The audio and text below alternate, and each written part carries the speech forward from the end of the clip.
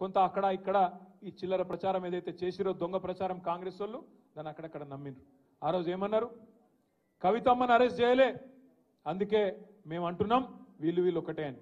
మరి ఇవాళ నేను అడుగుతున్నా ఆ రోజు కవితమ్మ సుప్రీంకోర్టులో కేసు ఉండే, స్టే ఉండే, అందుకే అరెస్టు చేయలేకపోయిండు.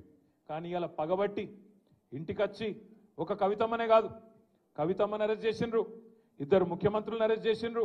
అంటే ఎట్లున్నదంటే రేసు ఉరుకుతే నేను ఒక్కనే ఉరకాలి తప్ప ఎవడు ఉండొద్దు ఇక మైదానంలో అన్నట్టు మోడీ గారు ఇలా మొత్తం ప్రతిపక్షాలను అరెస్ట్ చేసే ప్రయత్నంలో ఉన్నారు. మరి ఇవాళ ఏమంటది ఈ కాంగ్రెస్ పార్టీ?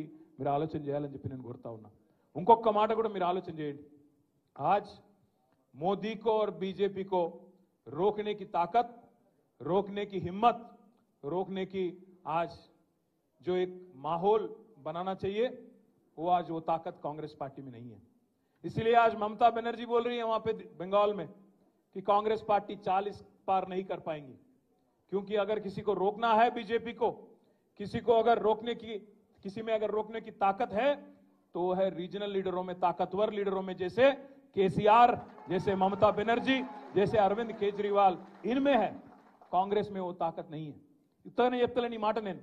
ఇలా మీరు చూడండి దేశం అంతటా ఎవరు ఆపగలుగుతున్నారు బీజేపీని? కేవలం బలంగా ఉన్న ప్రాంతీయ నాయకులు ఆపగలుగుతున్నారు తప్ప కాంగ్రెస్లో ఆ పరిస్థితి లేదు.